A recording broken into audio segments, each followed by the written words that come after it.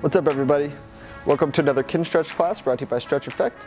My name is Coach Luke, and I'll be taking you through today's 25-minute spine and shoulder focused Kinstretch class. So today we're really going to be looking at not only the linear motion of the spine, so think of like your cat-cow, but also the rotational motion of the spine, which will take us through our spine cars, which is really all of the fundamental motions that our spine should be able to achieve. So we'll be looking at not only linear but also rotational spine, and then we'll be going into some rotational shoulder work. So we'll do a representation of our workspace with our cars to kind of help us get formed up.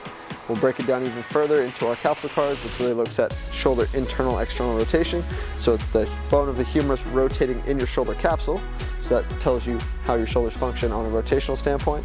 And then we're putting it all together with a little shoulder flexion work, and then we'll get into some bear sit spine work with some swimmers. So let's get started with just cervical spine. So here we're just going to take your blocks out to the side. We don't need them yet. I'm going to go here. I'm going to lock in my body. I'm going to go chin to my chest. I'm just going to rotate. We're going to go 2 reps spine cars, cervical spine cars, I should say, because that's really going to allow us to start the process of opening up the spine, but also the shoulder and cervical spine function very intimately together. So whenever we're doing shoulder work, it's always a good chance to get into some cervical spine work as well. Okay, let's come over the top one more time. Come down and through. So we'll continue with the spine. So we'll do our cat-cow. So we're gonna go quadruped position. I got my hands underneath my shoulders, knees underneath my hips. We're gonna do segmental cat-cow. So I'm gonna start up in flexion. So I'm gonna tuck my tailbone. So that's gonna flex my lumbar spine, thoracic spine, and cervical spine. From there, I'm gonna make sure nothing else moves, and I'm gonna start just at that tailbone. Start extending one vertebrae at a time. Work all the way up the spine, extending one vertebrae, right? So our spine functions not only just as one piece, but with 24 individual segments. So the better we can isolate those segments from one another, the better we can move at each individual position, the better we can distribute force among each individual segment. Let's go one more time. So extend, lift, arch the back, think mid-back, lower T-spine, thoracic spine, lift the chest, arch the back. Last one, start at the tailbone, tuck, tuck, all the way back. Trying to get as much lumbar spine, thoracic spine, to cervical spine. Very good. We'll now go into our spine cars. So if you have a block, you can take a block right out in front of you, so you can hold it right at the base of your rib cage. I'm gonna hug that block here, so I'm squeezing it nice and tight. Chin will stay on my chest the whole time. I'm just gonna come down into flexion, so we're gonna go full spine here. So I'm tucking my tailbone, trying to round out as much as I can. I'm gonna rotate to my right while I'm staying flexed. I will laterally flex, so it's gonna be a bend to my right side. From there, starting at the tailbone, just like we did the cat-cow, extend, get full extension, so tailbone, mid-back, upper back. Rotate, laterally flex, pull my elbows down. Now I'm gonna round out lumbar spine, thoracic spine, all the way to the top. Let's go one more time. Rotate, flex, extend, rotate, flex, and come through. Let's go 2 to my left. Rotation, lateral flexion, extend, start at that tailbone, come all the way up, keep those shoulders down, full extension. From there, I'm gonna rotate, laterally flex, pull my elbows down, come through the center. Let's go one more time. Rotate left, laterally flex left, extend, get tall through that spine. Think from lumbar spine to thoracic spine, even a little cervical spine extension. Rotate, flex on my right, pull my elbows down, come through the center. So that was cervical spine, and then full linear spine, then we did full rotational spine. So now let's get into some shoulder work here. So I'm gonna go shoulder cars first, and then we'll do some capsule cars. Okay, so I'm gonna go single knee, so our half kneeling position. Right knee is down, I'm gonna do my right shoulder here. So we've got 2 shoulder cars. Arms out to the side, come across the body, glutes stay tight, ribs stay down, nothing else moves except that shoulder. I'm trying to rotate here as much as I can. We're gonna further tease that out with our capsule cars. Come down, extend back, thumb goes high, rotate over, everything stays still. Bicep scrapes the ear, scrapes my eyebrow as I reach across. Now palm is up, arm is straight the whole time. Come down and through, okay? So from there we got one more, think stay tight here.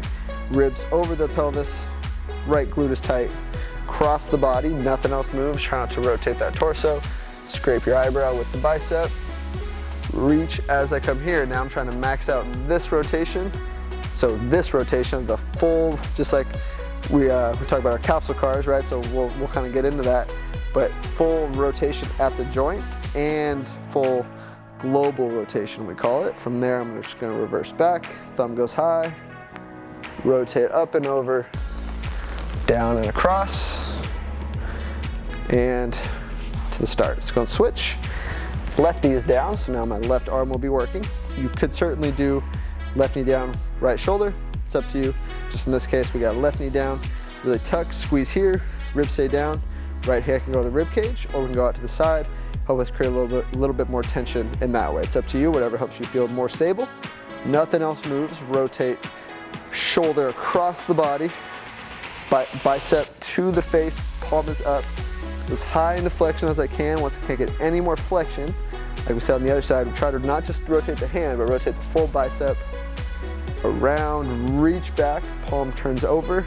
Now the back side of my hand touches my side, and reverse to extension, to rotation, come up and over, down across the body, and through. One more time.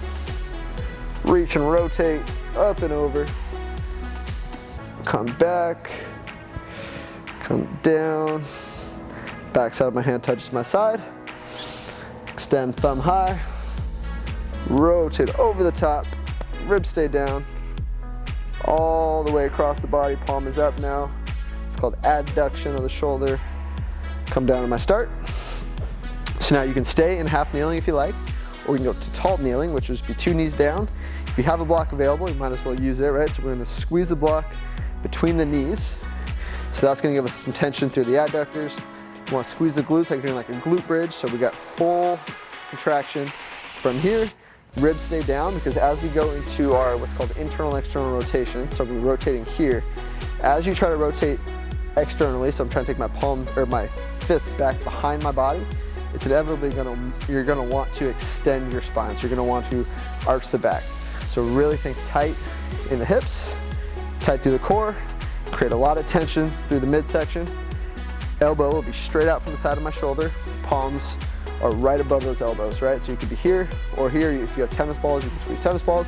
But we want to try to keep this orientation here so we're not moving front and back. It's all rotation at the shoulder joint, really, right? So we talk about capsule cars, that's internal, external rotation. That creates the foundation for our full shoulder cars. Like we talked about here, when we get up to here and we rotate, really this is just a capsule car. And you could certainly do capsule cars in this position, right? Because it's usually where most people have the most difficulty, right? So here, I think take a breath, set the core, squeeze the block, and we're just gonna rotate. Nothing else moves. I'm gonna go as far as I can before I wanna shrug, right? So shoulders stay down and rotate back. Really stay tight from there. Good, that's 1. We got 5 reps each way. Come down and back. 2, down and back. 3, 2 more. Internal rotation, elbows directly out from the side of my shoulders. Good, you can check it if you need to. Back, that's external, make sure nothing else moves. Last one, internal rotation. External rotation, squeeze, 5 more, back side of that shoulder is on fire, and relax, okay?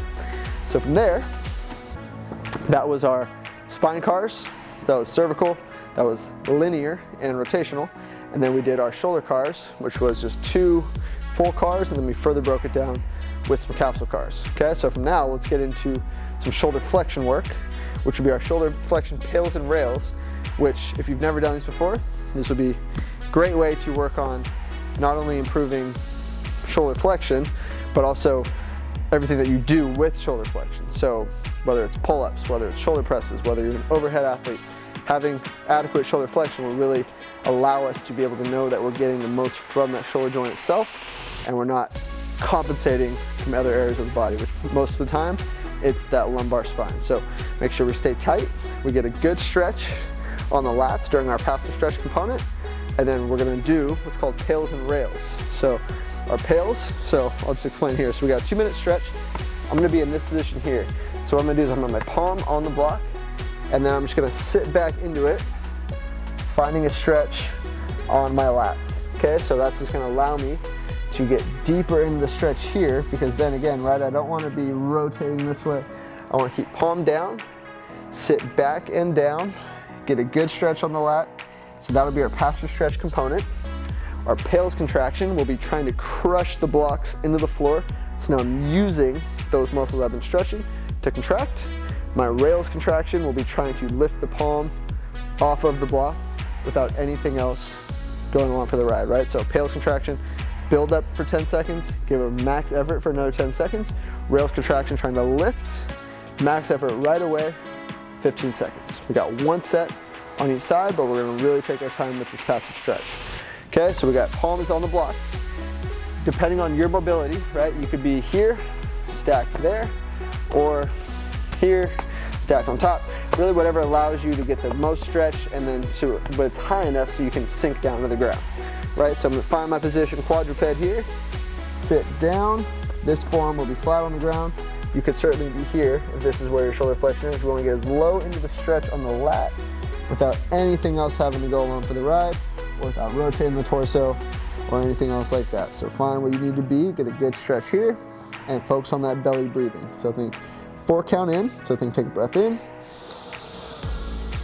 nice and slow, exhale, 8 count out, twice as long on the exhale as you did the inhale.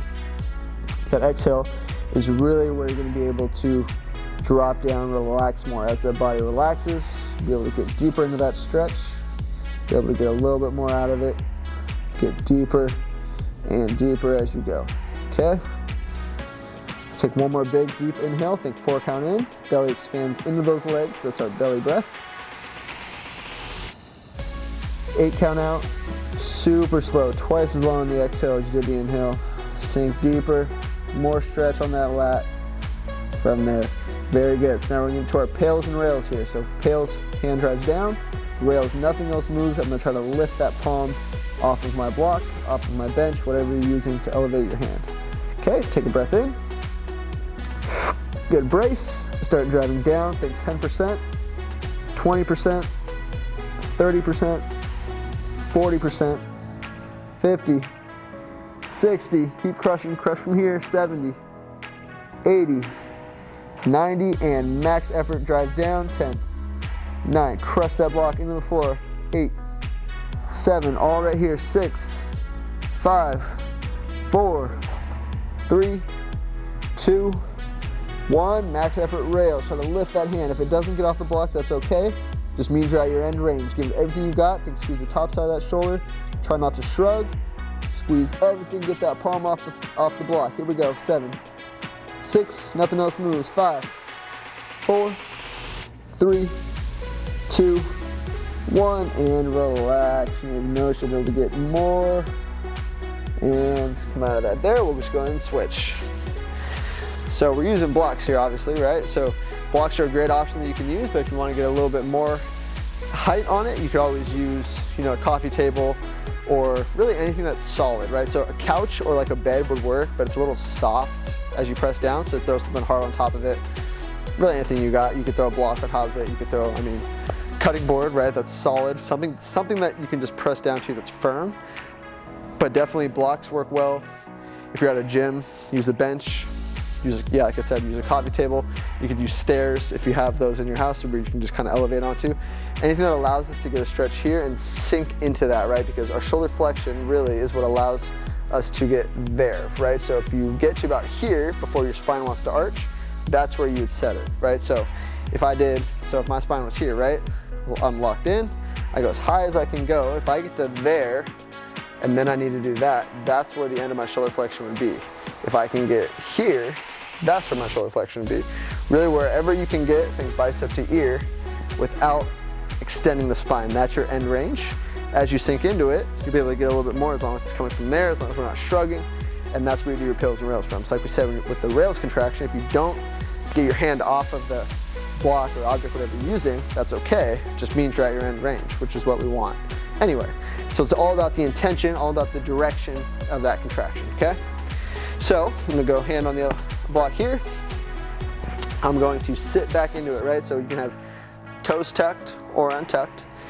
I just want to think sit back and down. So as I sit back and down, I'm going to take my left forearm to the floor. I'm just going to lower my chest down to allow me to get a better stretch on the lat, right? So that would be what's called the opening side or the progressive side, which is when we press down, that gives us our pails contraction. It's a progressive angular isometric load is what we call pails.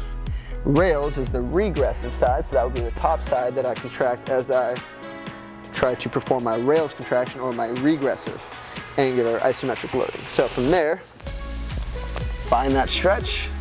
Because this position is a great position to work on belly breathing, think 4 count in. Stomach expands into the legs, think 8 count out. Twice as long on the exhale. Whatever you're doing for your exhale or your inhale, whether it's 3, 4, 5, even 6 count, double your length of your exhale, because that's really what's going to give your body the chance to relax, to open up, for those tissues to really just kind of start to open and sink deeper into that stretch. That will give us a deeper, more end range type contraction in our pails and rails, okay? So let's take one more big deep breath, think 4 count in. 8 count out.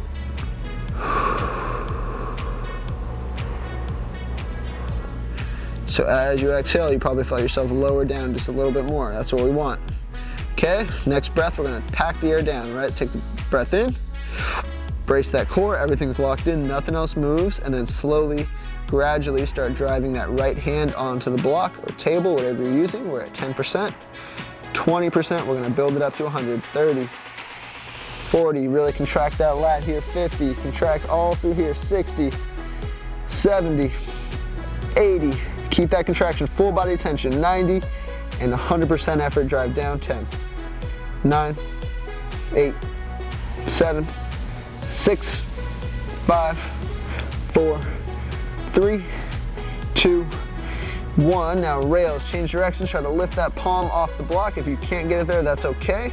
Just really try to squeeze the top side of that shoulder or that regressive side like we talked about. 10, 9, everything you got. 6, make sure you're not shrugging. 5, 4, skip some numbers there. 3, 2, 1, and relax, sink a little bit deeper. Drive down, think relax that arm. Just try to get more lat stretch. And relax. So let's follow this up with just 2 shoulder cars. You can go from collapsed kneeling, half kneeling, tall kneeling, standing, whatever you prefer. We just really want to just kind of follow up pails and rails with some cars, because that'll help kind of what we call upload that information to the nervous system. So you will inevitably feel more range of motion after some pails and rails. So now we want to show the brain how we control that range of motion. So we just did the right shoulder, so I'm gonna go left shoulder first.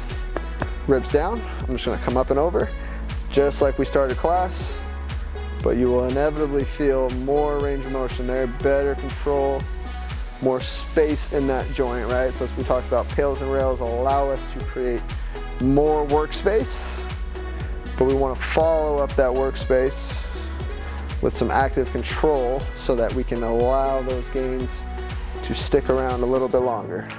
Come back down, let's go and switch. Ribs stay down, up and over, reach back, come down and through. Thumb goes up, extend over, ribs stay down, reach across, come down. We got one more.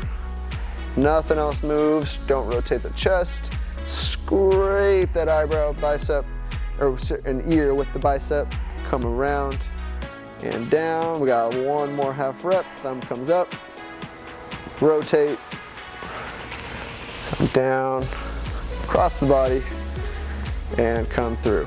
So if you have a block, or 2 blocks. You can sit on 2 blocks, but if you have one will work great for most people.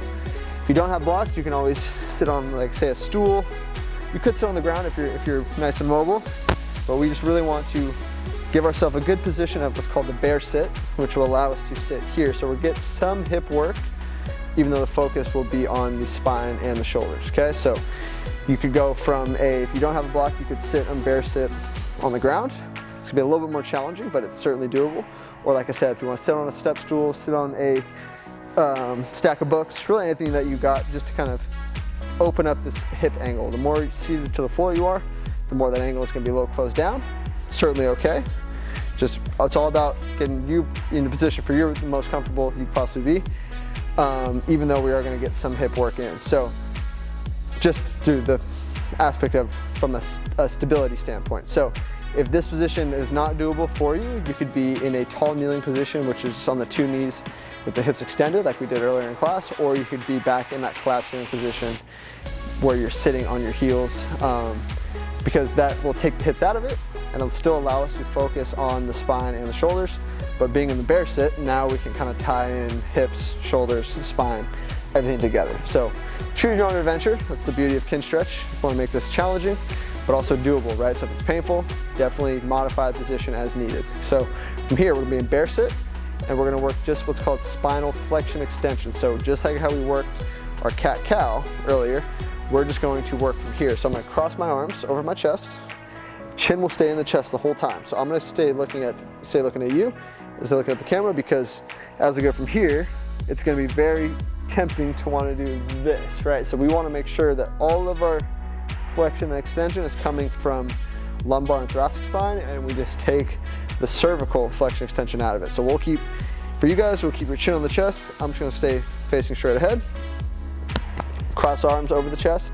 I'm going to fold, full flexion. So lumbar spine, so tailbone tucks under, full spinal flexion, trying to round out, create a C with my spine. From there, I'm gonna start at tailbone, work up, extend. So now I'm trying to create that almost U shape, or just C in the other way, I guess it would be, right? So from there, extend. I don't want to shrug, and I don't want to do this, right? So I'm just trying to lift my chest, trying to stick my butt out, create a good, what's called global extension from the spine.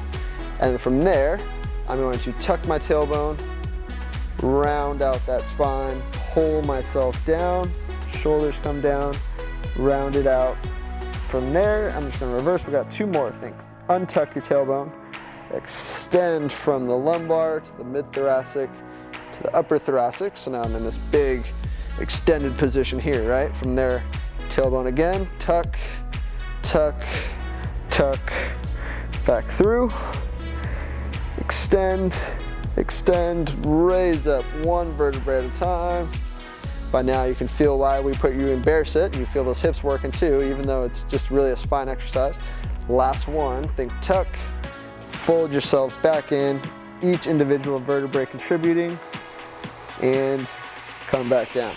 Okay, so that's spine flexion extension, but we really kind of threw that in there to not only give the shoulders a little break, but also give us a little primer for how we want to stay in this swimmer hover position, right? So I don't want to be fully extended, right? So I don't want to think a lot of extension from the spine, but I also don't want to let myself flex down. So I want to find myself right in the middle ground of those 2 extremes. Solidify the core, so take a breath in, pack the air down. I'm gonna go hands behind my head. We got 3 swimmer hovers. So my hands will be together behind my head, knees will be driving out. So I'm trying to take my knees to the floor the whole time. That'll give me some good tension from here. Brace that core, nothing else moves. Stay extended, elbows drive back. Hands will come off the back of the head. Elbows will always drive back to the wall behind me the whole time. So I'm gonna go up to my Y position, keep pressing back, so I'm continuing to drive behind me. I will reach and rotate, palms turn over like I did my shoulder cars. Keep squeezing my shoulder blades together, keep trying to get those palms up. Nothing else moves, spine doesn't move, hips don't move, hands come behind my back, set down. From there, just reset, pack the air down, open up those knees, elbows squeeze back. Hands come off, reach back, palms up, swim up and over, come to my Y position, bend those elbows, Hands come back to behind my body and relax. We got 2 more there. Reset, get tall, elbows back, hands off, reach up, swim down, palms up, bend the elbows, set down, halfway done. Here we go, elbows back, hands off, reach, rotate all the way back up, get to my Y, keep pressing back behind me, elbows keep pressing back as I come behind my head, set down, last one and we're done. Here we go, hands stay behind the head, elbows rotate back, squeeze those shoulder blades together, hands off, arms up to 45. From there, rotate, rotate, rotate, palms up, stay tall, bend those elbows, set down, last half rep, stay tall, body stays braced, knees drive out, hips are working, elbows back, hands off, reach back, rotate up, 45 degree, I'm in my Y position, continue to press back, come down, elbows drive back, knees open up, keep that core tight, and set down. Very good. So swimmer hovers, if you haven't done those with us before in class, really great way to not only tie in spinal stability while the shoulder's working, but also tying in the shoulder blade, right? So really getting the whole upper body kind of system working together, because we need good stability here to create better motion there. And of course, you go into a bear sit, hips now have to work a little bit harder. We just get more tissue, more body parts involved. Usually that's a great route to go, as long as you have individual control at those joints. So thank you for joining me in today's 25-minute, a little longer than 25-minute spine and shoulder focused Kinstretch class. Hope to see you at the next one.